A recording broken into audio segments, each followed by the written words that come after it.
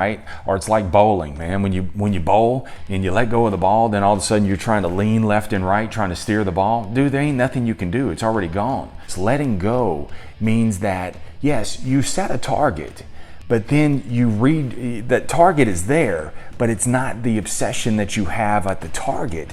It's actually redirecting all of your energies toward developing your form. The results will come as a natural byproduct to you developing your form. When you're so rigid on a specific result and you're not embracing the process, you become difficult to teach and easy to discourage, when actually it should be the other way around. You should be easy to teach, difficult to discourage.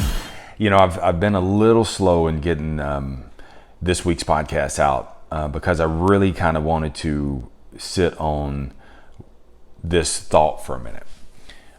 Because it's a thought, it's a process that we all go through, and it gets discouraging at times. And, you know, I'm always trying to figure out, why do we get discouraged? Why do I quit so often? What makes me succeed sometimes and what makes me not succeed in other times? And so I came across, I'm a big fan of Ryan Holiday. And he came out with a book called Stillness Is The Key. Stillness Is The Key. And he's got several books. I've read all his books. I really like his books. And when I first heard the title Stillness Is The Key, I actually just kind of like parked it in my mind. And I was like, I don't know about that. Because when I'm thinking about stillness, it's, I think about that I got to sit in the corner over there and I got to have this Zen-like state and sit cross-legged and just be still. And immediately I started thinking, okay, it's kind of one of those, enjoy the ride, don't be so rigid in life, and just whatever happens, appreciate it, be thankful. And I'm not really wired like that, and I do want to enjoy the ride, but I do want to hit big targets, big numbers. And I was kind of in that season when the title first came out. I was like, I'm not ready. I wasn't ready to read that. So I kind of shelved it. I will get around to it. It wasn't at that time. And I'm a big believer in that. You may be looking forward to a title and you start reading it or you start listening to it and you're like, man, I'm not. It's like it's just pinging off of you, right? And that's cool. Don't take it that they're over your head. It's just sometimes you're not in the right season to receive it. And so you can put those things back on the shelf, or take it back to the library, whatever, and come back around to it later on. And this was one of those books where I said, you know what, I'm gonna have to come back to this later. And I was in one of those times where, okay, let me check it out. And so I started reading the book, and he's got a chapter in the book called Let Go. And let go is basically, it's letting go of a specific result. And okay, well, here we go with the stillness part. And Marsh, so what you're telling me is you just, here we go, enjoy the ride. It's not that at all. It's just, you have to think about it like this. How many times have you had a specific result in mind? Whether it's an income goal, whether it's a debt reduction, whether it's a weight loss goal, whether it's a sales goal, whatever it is, you had a specific time frame, man, you wanted to hit those things. And it's like the harder you saw the time ticking down, the harder you focused on those things, the worse it got. And so it's almost like if you went to a batting cage with your friends and you try to show off and that you're going to crush the ball, and the harder you try to swing at the ball, the more you don't connect to the ball at all. Or if I go play golf, which is why I don't play golf, is because when I get on that tee box, I'm a big dude. So I'm not trying to come off with this Rudy Poot flop of a tee shot. So, obviously I'm 6'3", man. I got something to prove. And so obviously, man, I want to get up on that tee box and crush the ball. But every time, man, I'd step to the tee box and try to crush the ball, I'm yelling at someone else over there on a whole nother tee box, telling them to get the hell out of the way because my shot is coming down their way because it slices. The harder you try to knock the cover off a ball, the harder you try to hit a specific target in a specific time frame, the worse it actually gets for you. It's what Holiday calls the willful will. And the willful will is where you try to control everything, man. It's where you try to control the direct result in the direct time frame and a specific outcome. You try to steer all of those things, and you're so obsessed with the result at this time frame that when it doesn't happen, or as it rolls out, it looks like you're totally off base, that it's never going to happen, you end up giving up. This is that willful will. And this is where the stillness part of let go comes from, that he's explaining. And this is what I want to kind of break down to you, because if you really think of times where, hell, we're going into a new year. I don't care what time of year you even listen to this. You're going through some sort of change. And if you hold so rigid, so tightly to a direct result, that you're probably going to miss the mark. But if you hold loosely to a direct result, to a target, and redirect your energy not at the target, not at the specific result, but more so on developing your form, you're going to find that the process is more enjoyable, it's more collaborative, and will actually come faster than you actually think. And this is a great paradox. This is why most people won't really embrace this, but I've seen this happen in my own life, where it's surrendering to the results, but what it is it's embracing the process and actually so keyed in on developing the form. Because it's kind of like this. It's kind of like using a bow and arrow metaphor. It's like shooting an arrow, but then once it releases from your hands, once it releases from the string, then you're trying to steer the arrow, right? Or it's like bowling, man. When you bowl and you let go of the ball, then all of a sudden you're trying to lean left and right, trying to steer the ball. Dude, there ain't nothing you can do. It's already gone. So what this basically means is letting go means that, yes, you set a target, but then that target is there, but it's not the obsession that you have at the target. It's actually redirecting all of your energies toward developing your form. It's embracing the process, and the results will come when the results are ready. The results will come as a natural byproduct to you developing your form. When you're not focused on developing your form, then what happens is you become difficult to teach and easily discouraged. Let me say that again. When you're so rigid on a specific result and you're not embracing the process, you become difficult to teach and easy to discourage, when actually it should be the other way around. You should be easy to teach, difficult to discourage. And think about someone that maybe you're mentoring, or maybe you're a sales manager, or maybe you're just even in your own life. The times when you said, okay, so let's just take a salesperson who wants to sell 30 cars. The more obsessed he is with selling that 30 cars, is he very easy to coach? In most times, no. Because what happens is they go through the mud, they go through the difficult process. And as they're going through the mud, they're not very easy to teach, right? You're not very easy to coach. You're actually not even flexible in thought, because what you're doing is you're saying, man, I got to get this time frame. I got to get this outcome. It's got to happen now. And so what happens is you drown out all of the lessons that are right there trying to teach you. And some of the teaching that you've got to go through, dude, is the experience. I was talking to one of my salesmen the other day, man. I was talking to him. I said, dude, I know you want to win, but you also have to learn how to handle a loss. because how you handle a loss determines on how much you'll be able to win and when you'll win again. But if you're not able to handle the losses, if you're not able to handle the process, then you won't be able to achieve exponential results because you're not open, you're not flexible, you're not letting anybody pour into you. And so when I try to give you some sort of advice, or when you try to, or hell, let's take your own personal life. When you're not getting the weight loss goal in time, or your savings in line, if you're not able to get those things, and you see the time the sand is going out of the hourglass, what happens?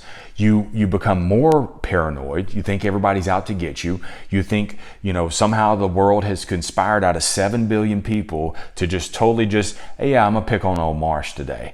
No, sometimes, man, the wins are in the losses. Sometimes it's just part of the process that you have to do. It's not all gonna sync up all the time. Sometimes, dude, it's sticking your key in the lock and you gotta jiggle the lock for a little while. It's the right key, it fits that lock, but it's not unlocking it.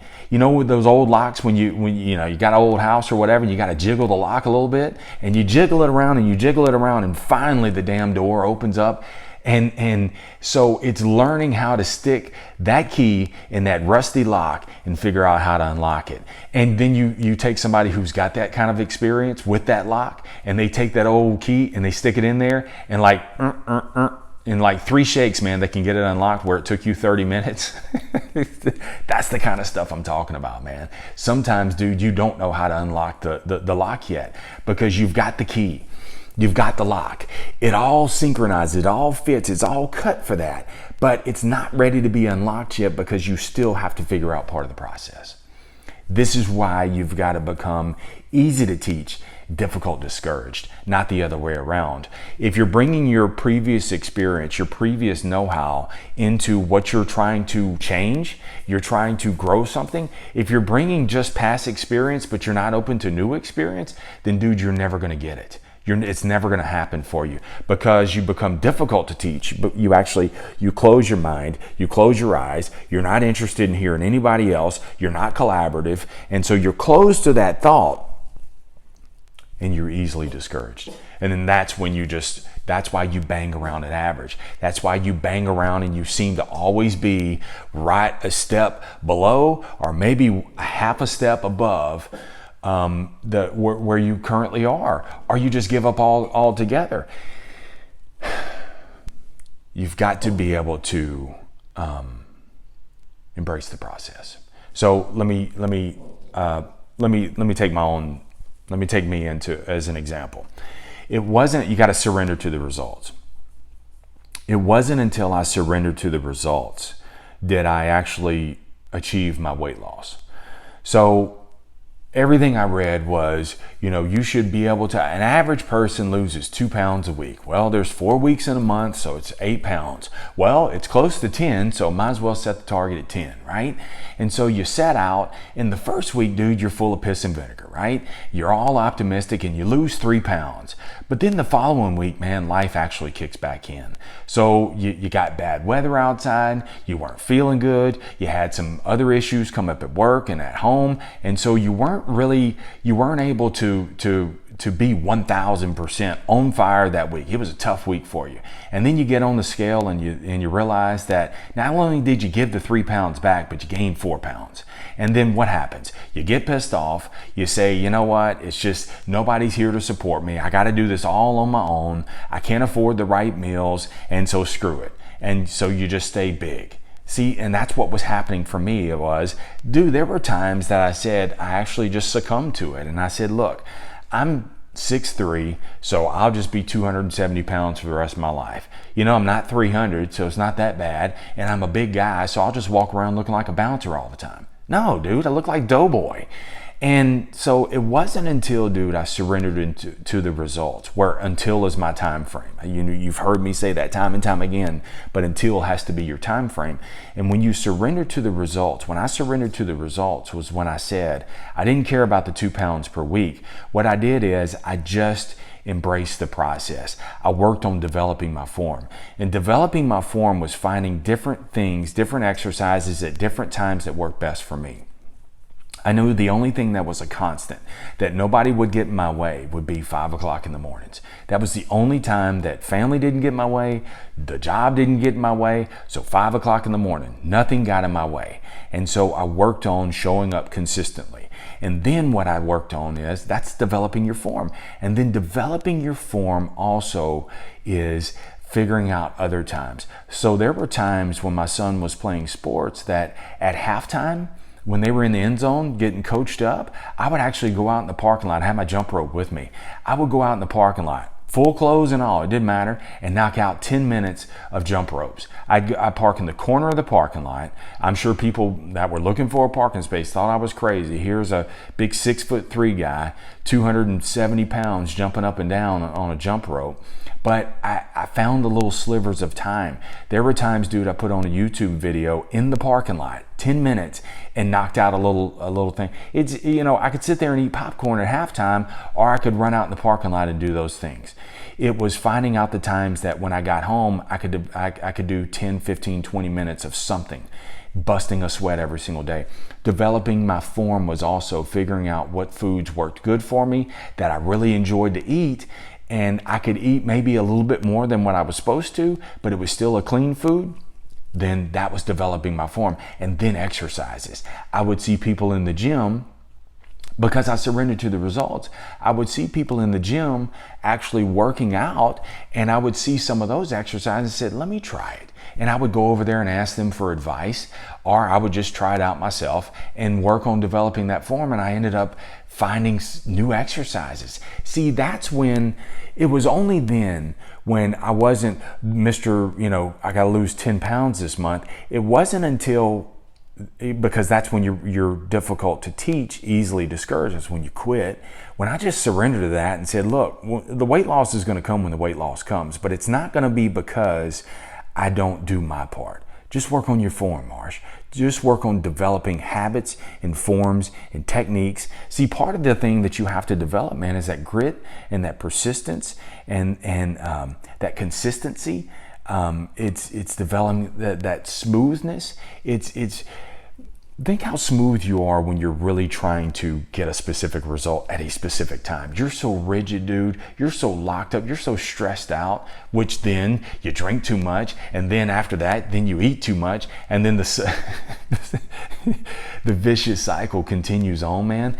See, it's that rigidity that you're talking about. Anything, man, that if you really think back to all the times where you have quit on results, the times that you quit was because you were so rigid in a specific outcome. And what I want you to do is, yes, set a target, but hold loosely to those things, and then focus more so on developing your form. Like the podcast for me, man. And I've said it many times on this podcast. I want 1 million downloads. I've learned to develop my form. The downloads are going to come when the download comes. The downloads are going to come when you share the episodes. The downloads are going to come when somebody walks up to you and says, you know what, I'm going through something. You say, you know what, check out the Sales Life. Here's the video. Here's the podcast. That's the only time it's going to come. So I've got to work on developing the form. If you go to the YouTube channel, and I urge you to subscribe to it too, because you can see this podcast here. But if you go to my YouTube channel, dude, I got 44 subscribers. 44.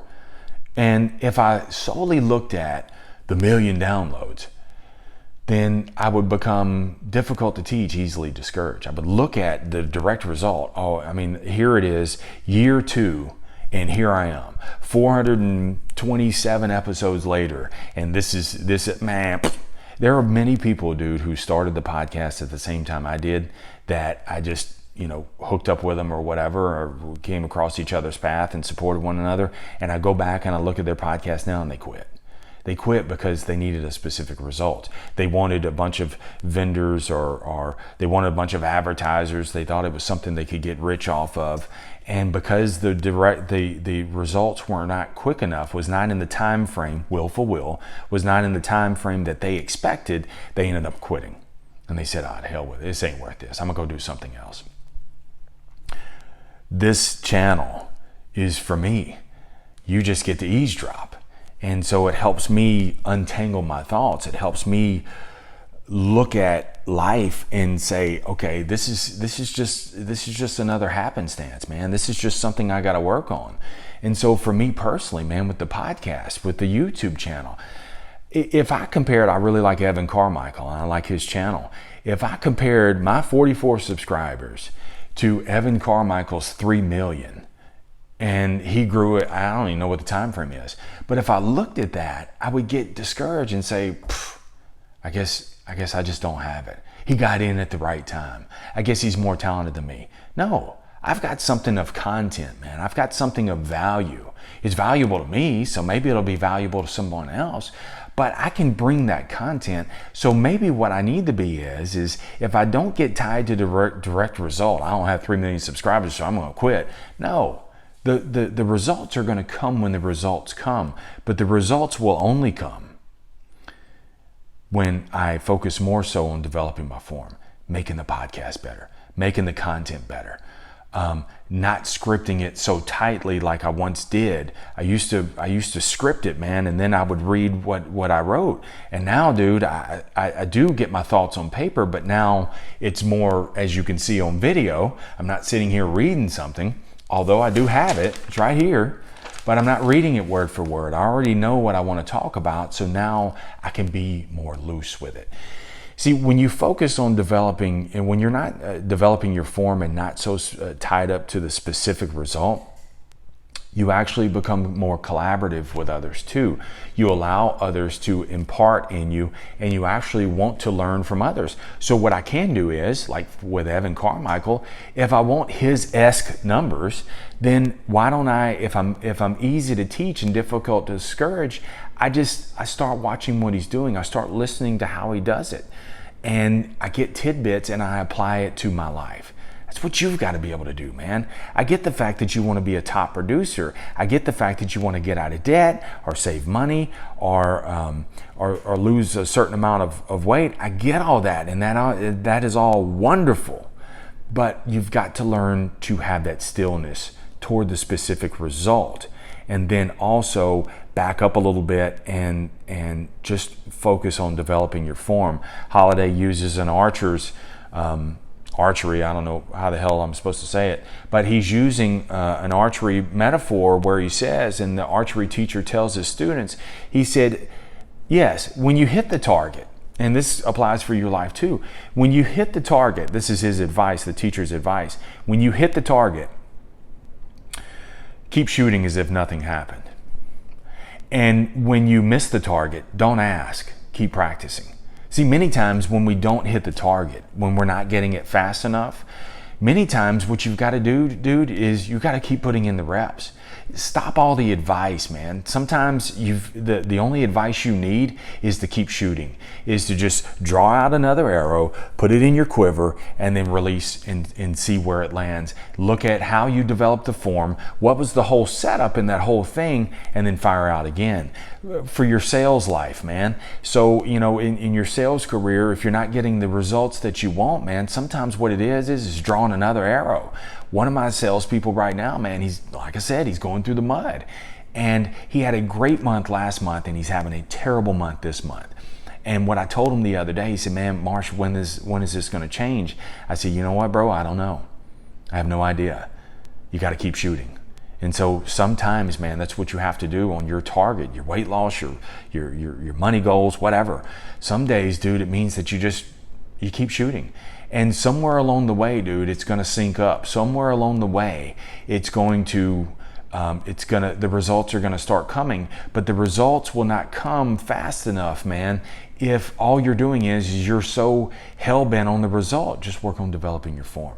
What could you have done different with that last customer? What could you have done with that last workout exercise? What could you have done this past week that would have helped you save money more, or setting up your business, or whatever? What are those things that you can continue to develop the form? And I'm telling you, dude, I'm living proof of it, that the results will come and they're going to come faster than you ever expected.